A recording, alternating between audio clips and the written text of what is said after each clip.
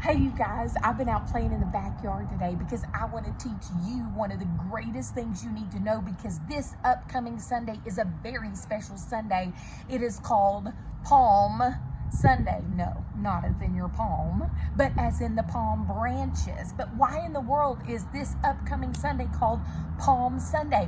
Well, it started a long time ago, and I want you to understand how it all started.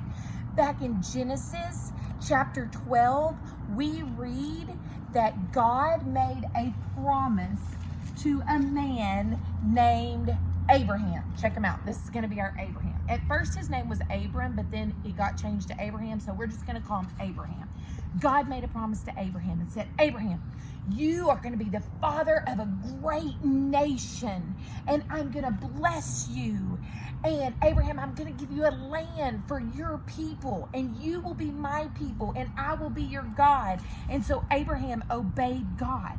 Then Abraham had a son named Isaac, and the promise went through Isaac to continue because Abraham was no longer alive. But God made that same promise to Isaac and said, you know what? That promise I made to your father, I'm keeping with you. You're going to be a great nation, and I'm going to love you, and your nation is going to be my people, and I'm going to be your God. Well, then Isaac had a son named Jacob. And guess what God did? He kept that promise to Jacob. Yes, he did. Now, Jacob's name was changed to Israel. Israel was his new name, but God kept the promise to Israel. Now, here's the interesting part about Israel. Israel, otherwise known as Jacob, had sons. How many of you know how many sons that Israel had? If you'll look right here at my chalk and you start counting and see, how many do you think that he had? I'm not going to tell you. I'm just going to put the chalk out and see if you can guess. How many sons did he have? Look at there. Do you want to count them together? 1, 2, 3, 4, 5, 6, 7, 8, 9, 10, 11, 12. He had 12 sons. Could you imagine having 12 boys living in your home? Oh my goodness, that's a lot of boys. So these 12 sons, they all started having children, and they all had wives and children and grandchildren and families, so that this nation became known as the nation of Israel. And all of these sons and their children became known as the nation of Israel. You got it? Now, here's the interesting part. God didn't want them to have a king. God wanted to be their king, but they whined and they said, we want a king, we want a king, like all the other nations have a king. So you want to know what God did? God gave them a king. And their first king was Saul, okay? Then their second king was David. You probably remember David when he was a little boy and he fought Goliath. Then their third king was Solomon. These were the kings over Israel, over those 12 tribes and all their families and children. Yes, they were the kings. Now, after Solomon, something happened. Remember, there were 12 sons. 1, 2, 3, 4, 5, 6, 7, 8, 9, 10, 11, 12. So we're going to take these two out. Here's what happened. Probably like what happens in your house sometimes. They got into an argument and a disagreement. And they split. So that 1, 2, 3, 4, 5, 6, 7, 8, 9, 10 of those families, those tribes, they became, are you ready? The northern kingdom of Israel. But these over here, these became the southern kingdom of Israel. And this was called Israel, but this new southern kingdom was called Judah. Hint, hint, Judah. Have you ever heard Jesus called the something of Judah? I'll give you a hint. Roar, roar. So that maybe we're beginning to see why Palm Sunday is so important. Well, here's what you need to know.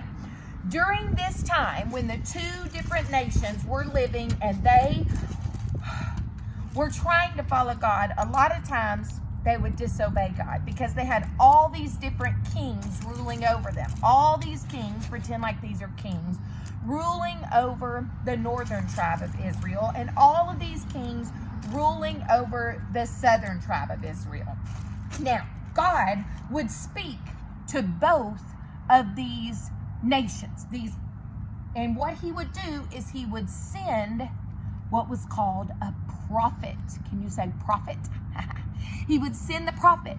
And the prophet's job was to say only what God said. So sometimes he might come to the northern kingdom and he might say to the king in the northern kingdom, you are to go to battle and God is going to give you victory. And all the people would say, yay, yay, yay.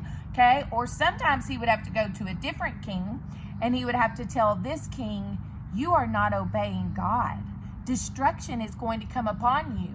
And sometimes the king would listen and say, oh no, and say they're sorry to God and repent. But other times they would say, no, we don't believe you. We're not going to listen to you. But here's what's really neat. During all of these times when the kings were ruling, prophets, even during these times, prophets would say things like this: a Messiah is coming. A king is coming to rule over Israel.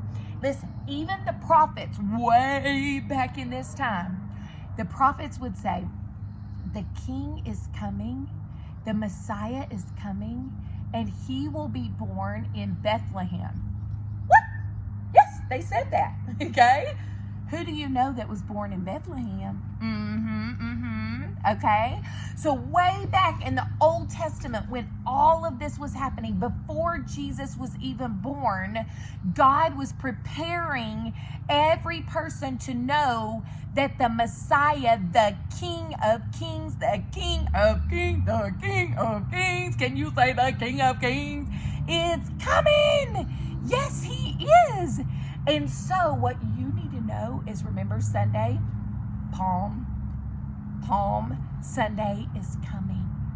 And so what we want to remember is on that Sunday, Palm Sunday, the greatest king of all came and began to prove to the world that he was the king, the Messiah. So you have homework this week. Are you ready? You're like, no, not more homework, Miss Stephanie. Yes, homework. Here you go. Every person that you see, I want you to ask them, is Jesus your king? And if they say yes, I want you to say, how did he become your king? And find out the answer. Because what is most important in your life is for Jesus to be the king of your life and the king of your heart. I will see you tomorrow morning.